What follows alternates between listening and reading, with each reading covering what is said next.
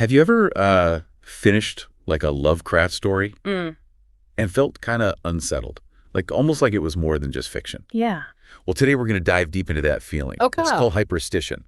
Hyperstition is fascinating. Yeah. It goes beyond your typical self-fulfilling prophecy. Think of it like this. It's not just about like thoughts becoming reality. It's about fictional narratives gaining power and influence through belief, repetition, and cultural influence. And the example that we're using today to unpack all this is the Cthulhu Mythos. Okay. You know, those creepy cosmic horror stories by H.P. Lovecraft? Oh, yeah, I'm familiar. I've always found them strangely real. Mm-hmm. And maybe Hyperstition can help to explain why. So remind me what exactly is the Cthulhu Mythos? Yeah, so the Cthulhu Mythos is a sprawling body of work that started with H.P. Lovecraft's pulp horror stories in the early 20th century. But it's grown far beyond that. It's become this cultural phenomenon inspiring games, movies, art, and even real-world groups and practices. Okay, see, that's where it gets creepy for me. Oh, yeah. The fact that it's not just fiction anymore. You've got people like taking this stuff seriously, really seriously. Mm-hmm. There's the Necronomicon, for example, in Lovecraft stories. Yeah. It's a fictional book of dark magic, right? But then someone actually went and created a real-world version. Yeah, you're talking about James Wasserman, Okay. an occultist who published his version of the Necronomicon in the late 1970s. Okay.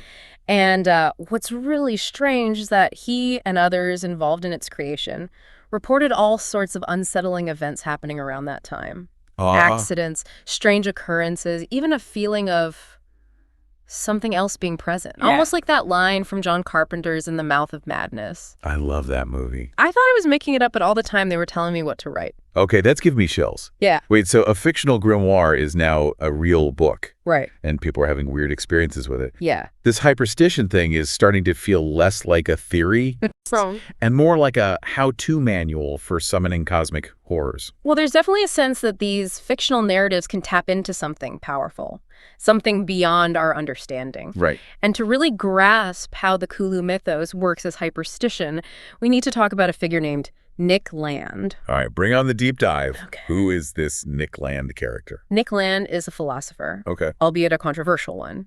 He was deeply interested in the occult. Okay. Those hidden forces beyond the realm of science and reason. Right. Land connected Hyperstition to the Cthulhu Mythos, suggesting that the occult reveals itself through what we might dismiss as coincidences or synchronicities. Mm-hmm.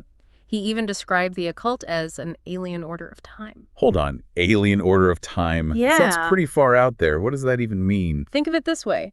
Imagine time not as a linear progression, but as a swirling vortex of possibilities. Okay. And within that vortex, there are forces, entities, ideas trying to break through into our reality. That's the kind of alien, nonlinear way that Land saw the occult operating.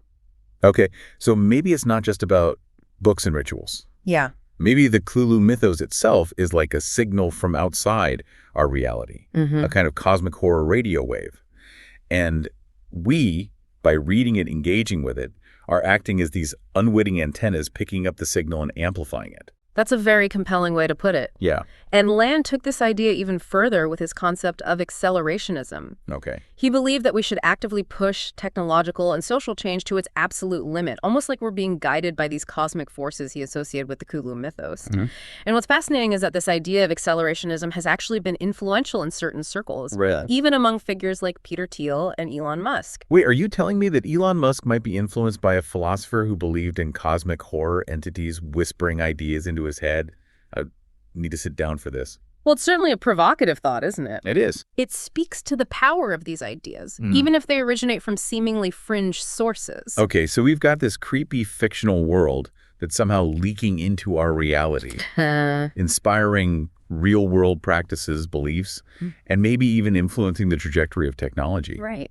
But the big question remains, did Lovecraft actually tap into something real with his stories? Yeah. Or did he just create a powerful fiction that's taken on a life of its own? That's the million-dollar question, isn't it? And it gets right to the heart of the relationship between art and the esoteric. Throughout history, artists have been seen as conduits for spiritual forces. like the ancient Greeks and their muses. Right. Could Lovecraft have been a conduit for something darker, something ancient and cosmic? That's a thought to chew on. Yeah. But let's shift gears for a second. Okay. You mentioned that the Cthulhu mythos has spread far beyond Lovecraft's original stories. How exactly has this happened? Well, one key factor is its presence in popular culture. Okay. We see it in games like Call of Cthulhu, in movies like The Thing, which is heavily inspired by Lovecraft's work, Oh, cool. in art, music, even fashion. This widespread engagement creates a feedback loop where the mythos becomes more familiar, more ingrained in our collective consciousness. And the more familiar it becomes, the more real it feels. So it's like a self-fulfilling prophecy on a cultural scale. Yeah. The more we believe in it, the more real it becomes. Exactly. Kind of like that sci-fi trope, where the future is based on some fictional work, except it's actually happening. Right. Like going to the moon was once pure fantasy, and now it's history. Could that be hyperstition at work? Absolutely. Science fiction is filled with examples of hyperstition. But it's not always about spaceships and aliens. Even something as seemingly mundane as the concept of a dating market can be seen as hyperstition in action. Wait, the dating market? Yeah. How is that hyperstition? Well, it started as an economic model, Okay. a way to simplify complex human interactions. But with the rise of dating apps, this simplification has become incredibly real.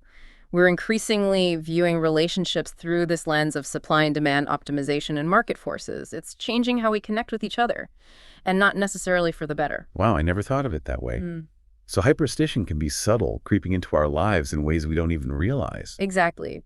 It's not always about cosmic horrors rising from the depths. It's about the stories we tell ourselves, the frameworks we use to understand the world. And sometimes those stories, even the fictional ones, have a way of writing themselves into reality. It really is remarkable how something that started as pulp fiction has managed to weave itself into our understanding of the world. It is. Okay, so back to the Cthulhu mythos. We've got this fictional world seeping into our culture, inspiring real-world beliefs and practices. But now I'm really curious about those Lovecraftian religions you mentioned earlier. People actually worshiping Cthulhu. That's a bit intense, isn't it? It might sound unbelievable, but yes, there are legitimate Lovecraftian-inspired religious movements out there. They tend to be small, decentralized, and vary in their beliefs, but they share a core idea. The entities described in Lovecraft's work are real, powerful, and worthy of reverence. Okay, that's fascinating. A&D, terrifying. Yeah. Are these groups somehow making these entities more real through their belief? Are we talking hyperstition again? Remember, hyperstition isn't about literal manifestation. Right. It's more about how narratives shape reality. Oh, okay. These Lovecraftian religions reinforce the idea that the Cthulhu mythos is more than just fiction just by existing. So it's a cycle. The more people believe in these entities, the more real they become in a cultural sense, attracting more believers. Yeah. It's like that concept of an egregore. Yeah. Think of it like the spirit of a fandom, Right. the energy of a group belief, but with the potential to become something more. Could they be unintentionally opening a doorway to something beyond our understanding? It's a possibility we can't discount. And this is where the potential dangers of hyperstition become very real. If our beliefs can shape reality, then we need to be very careful about what we choose to believe in, especially when dealing with forces as potentially dark and chaotic as those described in the Cthulhu mythos. All right, I'm officially creeped out. So we've got this fictional universe created by a recluse, inspiring pop culture, philosophy, and even religions, all feeding back into itself, blurring the lines between fiction and reality. It's a cosmic horror story in itself. And that's the power of hyperstition, a force that operates beneath the surface, shaping our perceptions, our beliefs, and ultimately our world. It reminds us that the stories we tell ourselves can have profound consequences. What does this all mean for us? Are we all doomed to be swept up in this cosmic horror show? Is there any way out? Not necessarily. Awareness is key. By understanding how hyperstition works, we can become more conscious of the narratives shaping our lives, question their assumptions, and consider their potential consequences. It's not about rejecting these stories outright, but about engaging with them in a more mindful way. So we have a choice. Exactly. We have agency, the power to choose the stories that shape our reality. But that power comes with the responsibility to use it wisely. That's actually a really empowering message. Even when faced with something as unsettling as hyperstition and the Cthulhu mythos, we're not just passive recipients of these narratives. Right. We have the ability to shape them, resist them, and even create our own. Absolutely. And that's what makes this whole discussion so fascinating. It's not just about cosmic horror or fringe philosophy. It's about the power of human consciousness to shape the world around us.